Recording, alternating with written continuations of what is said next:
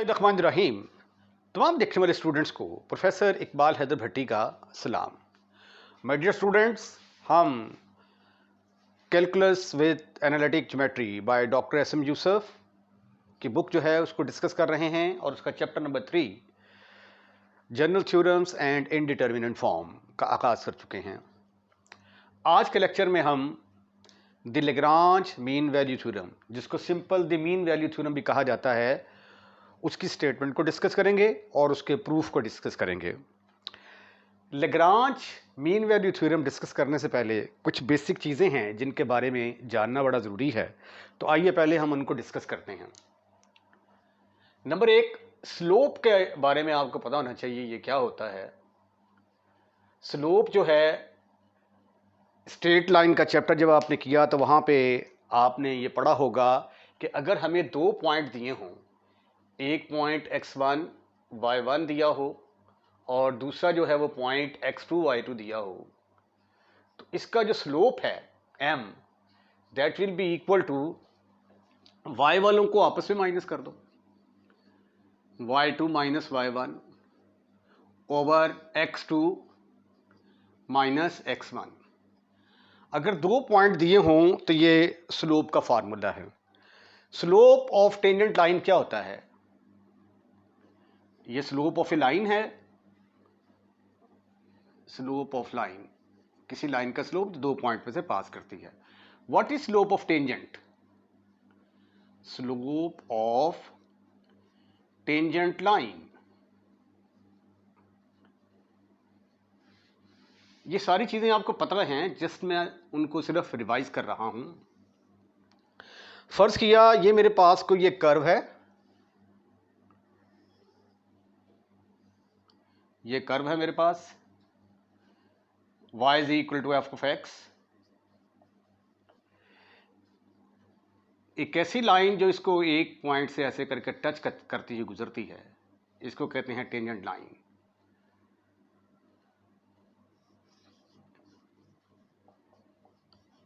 तो tangent line का slope जो है वो बराबर होता है, slope of tangent is, slope of tangent line is m is equal to function का जो डेरिवेटिव होता है उस पॉइंट के ऊपर dy बाई डी एक्स की वैल्यू एट p(x1, y1), ये स्लोप ऑफ टेंजेंट लाइन कहलाती है। आइए अब स्टेटमेंट की तरफ चलते हैं।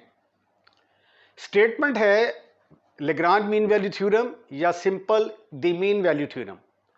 Late a function f be continuous on the close interval A B. Continuous on the close interval A B से मुराद ये है कि फ़र्ज़ किया कि हम ग्राफ को प्लॉट करते हैं फंक्शन का, ये हमारे पास एफ ऑफ एक्स फंक्शन का कोई ग्राफ है, तो ये फंक्शन जो है ये ए से लेकर बी तक कंटिन्यूस है, कहीं भी ब्रेक नहीं आती। जब इस फंक्शन का ग्राफ प्लॉट किया जाता है तो कहीं भी रास्ते में, मसलन ये देखें, इस तरह ब्रेक या ये होल पॉइंट नहीं आता। ठीक है, इसकी मिसाल जिस तरह मैंने पहले आपको दी थी, 1/x² माइनस 4 अगर हो फंक्शन, तो जब आप x is equal to 2 put करते हैं तो 2 के ऊपर ये फंक्शन डिफाइन ही नहीं होता। 2 की स्क्वायर माइनस 4, तो ये 1/0 अनडिफाइंड आ जाता है, तो हम कह देते हैं कि ये फंक्शन 2 के ऊपर डिसकंटिन्यूस है। तो इसका मतलब ये हुआ, एक कंडीशन तो ये है कि f जो है वो कंटिन्यूस है, यानी a से लेकर b तक इसके दरमियान कोई भी ऐसा पॉइंट नहीं है जो पॉइंट फंक्शन के अंदर पुट किया जाए और जवाब इन्फिनिटी के बराबर आ जाए, अनडिफाइंड आ जाए, सॉरी। ठीक है, और इसका ग्राफ जो है ये बिल्कुल स्मूथ है। उसके बाद दूसरी कंडीशन है इसकी कि ये जो फंक्शन है that is differentiable on the open interval A B. Open interval के ऊपर हम इसलिए लेते हैं क्योंकि ये जो एंड पॉइंट होते हैं, एंड पॉइंट के ऊपर जो है ये डिफरेंशिएशन का मतलब क्या होता है, टेंजेंट लाइन का स्लोप। तो इसकी टेंजेंट लाइन की डायरेक्शन हमें नहीं मिलती ऐसे करके, सिंपल हमें कोई पॉइंट दिया हो ना ऐसे करके, ठीक है, तो कोई पता नहीं इसकी टेंजेंट इधर आएगी, इधर आएगी, इधर आएगी, we are not sure about that. तो इसलिए चूंकि हमें इसके ऊपर जो है ना टेंजेंट लाइन हम ड्रॉ नहीं कर सकते, पता ही नहीं चलता हमें, तो इसलिए टेंजेंट ड्रॉ ना करने का मतलब ये है कि यहाँ पे डेरिवेटिव पॉसिबल नहीं है। तो इसलिए यहाँ पे हम ओपन इंटरवल लगा देते हैं कि ए और बी के ऊपर तो इसका डेरिवेटिव एग्जिस्ट नहीं करता, लेकिन ए और बी के दरमियान जो तमाम पॉइंट्स हैं उनके ऊपर इसका डेरिवेटिव एग्जिस्ट करता है। ठीक है, या दूसरे लफ्जों में इसको डिफरेंशिएट करने के बाद जो जवाब आता है ए और बी के दरमियान कोई भी वैल्यू लें, वो उस आंसर के अंदर पुट करें तो आंसर अनडिफाइंड नहीं आता। ठीक है जी। पहली condition, let F be a function which is continuous on the close interval A B, differentiable on the open interval A B. अगर ये दो कंडीशनें सेटिस्फाइड करती हैं तो फिर then there exist a point C belongs to A B, तो फिर ए और बी के दरमियान एक पॉइंट सी होगा सच दैट कि उस पॉइंट के ऊपर जो उसका स्लोप है, ये देखना एफ डैश सी जो है वो टेंजेंट लाइन का स्लोप है ना, उस पॉइंट के ऊपर टेंजेंट लाइन का स्लोप इस स्लोप के इक्वल होगा। अच्छा, अब ये देखिए, ये पॉइंट अगर ये मैंने फर्ज कर लिया कि ये मेरे पास एक कर्व है y is equal to F of X. ठीक है, एफ ऑफ एक्स ये कर्व है, ये पॉइंट आ गया मेरे पास ए, यहां पे ये मैं सपोज कर लेता हूं यहां पे एक पॉइंट है मेरे पास बी। तो अगर y मेरे पास एफ ऑफ एक्स है, एफ ऑफ एक्स, तो x की जगह पे मैं a पुट करूंगा तो y की वैल्यू किसके बराबर आ जाएगी, f ऑफ a। तो ये है at x is equal to a, x is equal to a, और ये वाली जो वैल्यू है ये क्या होगी, f ऑफ a कहलाएगी, यानी यहां से लेकर यहां तक।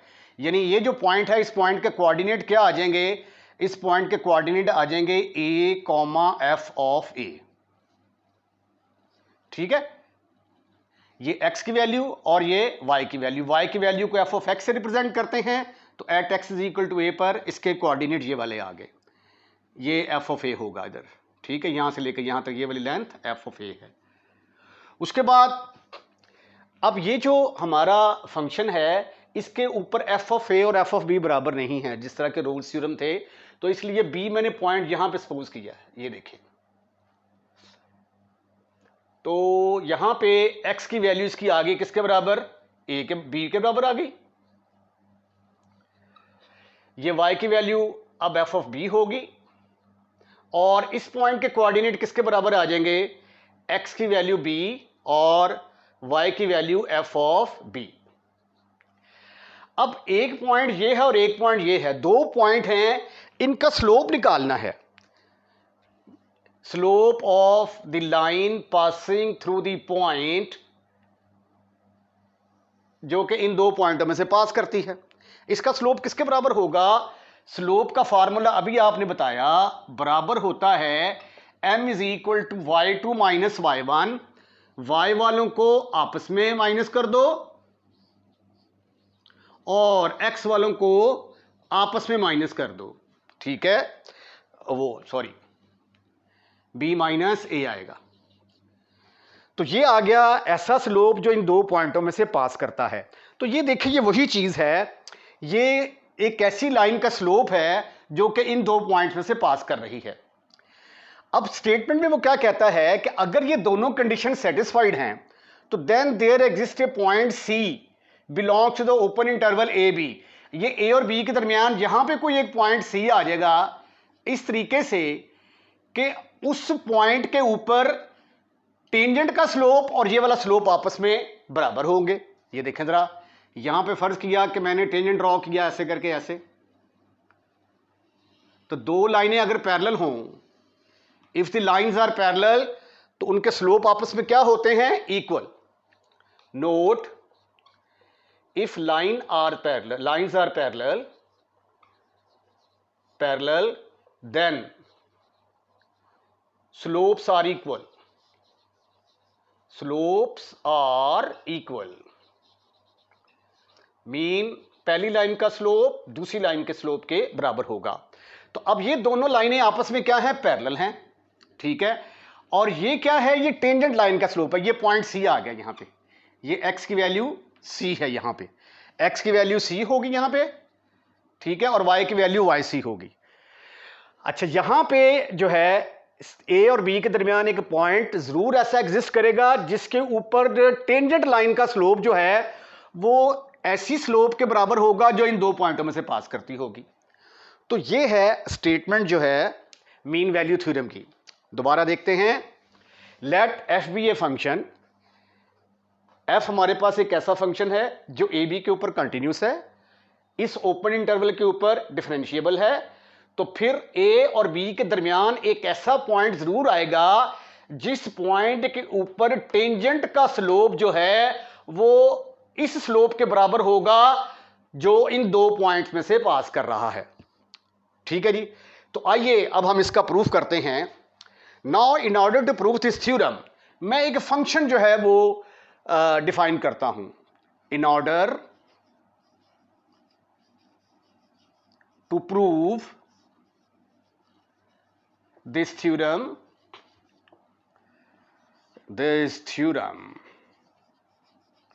we define a new function,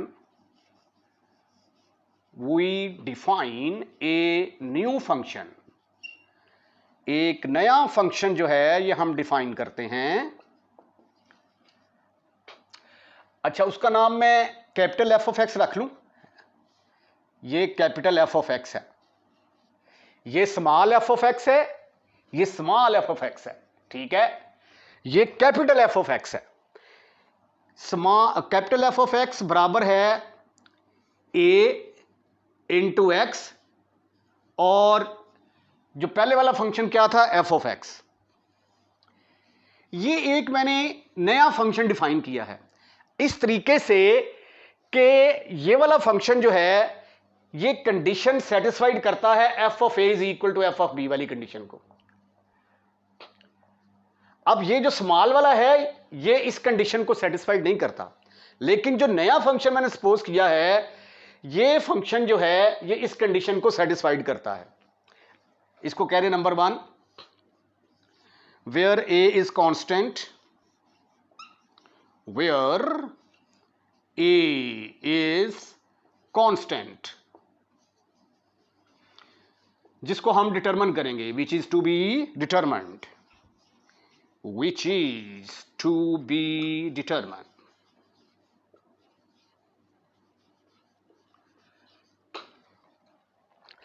अच्छा, अब सवाल ये पैदा होता है कि मैंने ये फंक्शन जो है ये ए एक्स ही क्यों सपोज किया है, एफ ऑफ एक्स के अंदर ए एक्स ही क्यों ऐड किया है, कोई और चीज क्यों नहीं ली। उसके लिए अब ये देखें, हम ऐसा करते हैं, जैसा कि आप जानते हैं कि डिफरेंशिएशन और इंटीग्रेशन एक दूसरे के इन्वर्स हैं। अब ये देखें, ये गिवन क्या है, हमें गिवन है हमें f of B minus F of A over B minus a is equal to F dash c, यानी ये एफ डैश एक्स की वैल्यू है at x is equal to c के ऊपर। तो f of B minus F of A over B minus a is equal to F dash of x. इसको integrate कर दें, इंटीग्रेट करेंगे विद रिस्पेक्ट टू एक्स, तो ये आ जाएगा F of B minus F of A over B minus A into D X is equal to F dash of X D X. ये तो कांस्टेंट है ना, ये तो एज इट इज आ जाएगा। और ये मैं सपोज कर लेता हूं कि f of B minus F of A over B minus a जो है ये ए कैपिटल ए के बराबर है, तो इसकी जगह पे आ जाएगा कैपिटल ए, तो डी एक्स की इंटीग्रेशन आ जाएगी एक्स के बराबर इज इक्वल टू, इसको इंटीग्रेट करेंगे तो ये क्या आ जाएगा एफ ऑफ एक्स। ठीक है, तो इसलिए मैंने ये जो फंक्शन सपोज किया है इधर, वहां यहां पे मैंने ए एक्स जो है ये सपोज कर लिया है। ये याद रखने का तरीका मैंने आपको बताया है कि किस चीज को हम ऐड करेंगे। अच्छा, ये जो फंक्शन मैंने सपोज किया है ये फंक्शन जो है ये सेटिस्फाइड करता है किस कंडीशन को, F of A is equal to F of B. अब ये नया फंक्शन आ गया हमारे पास, तो इसको पहले तो ये यहां पे खत्म हो रहा था, अब इसको मैं ये तकरीबन अप्रोक्सीमेटली यहां पे आ गया। अब नए फंक्शन के लिए ये वैल्यू जो है ये b का रोल अदा करेगी, x is equal to b। ठीक है, तो फिर यहां पे हम लिखेंगे where f of x satisfied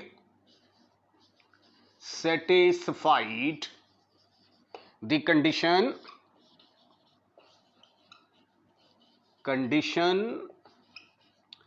f of a is equal to f of b।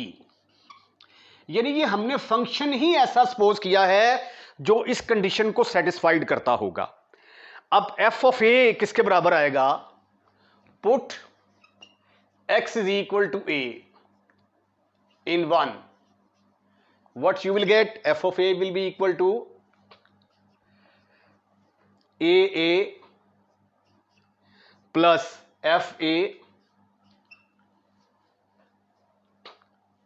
put x is equal to b in 1, x जगह पे b पुट करेंगे तो ये क्या बनेगा? f of b is equal to ab plus f of b। ठीक है जी, इसको हम कह देते हैं 2 और इसको कह देते हैं 3। But f of a f of b के बराबर है, तो फिर a into a plus f into a किसके बराबर आएगा? a इंटू बी, ये f of a की कीमत पुट कर दी, ये f of b की, A B plus F of B. अब a वाली टर्म्स को इकट्ठा कर लें, एक तरफ कर लें, ये आ गया a into A minus A B is equal to F of B minus F of A.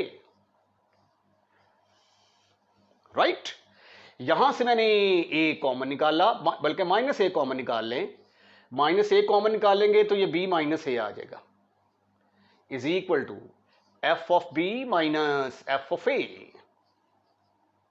Over ये आ गया जी माइनस a की वैल्यू किसके बराबर आ गई? F of b minus F of a over b minus a। इसको मैंने कह दिया कि ये नंबर 4 है। अब ये देखें, ये जो फंक्शन मैंने सपोज किया है इसमें f ऑफ x क्या है? f ऑफ x जो है ये कंटिन्यूस है on the close interval A B and differentiable on the open interval A B. तो ax जो है ये लीनियर फंक्शन है, तो ये भी क्या होगा? Linear function is always continuous as well as differentiable. तो बिकॉज यहां पर रीजन लिखेंगे f of x is equal to ax plus f of x, इसका नाम नंबर 1 रखा था, because f of x and ax are continuous on the closed interval AB। अब ये भी कंटिन्यूस है, ये भी कंटिन्यूस है, तो दोनों अगर कंटिन्यूस है फंक्शन तो उनका सम भी क्या होगा? कंटिन्यूस होगा। Therefore f of x is continuous, is also continuous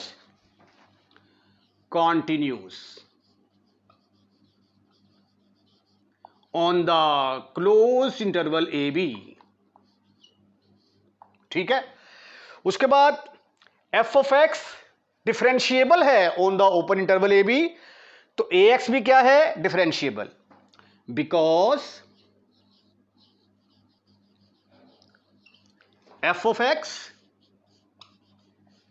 and ax are differentiable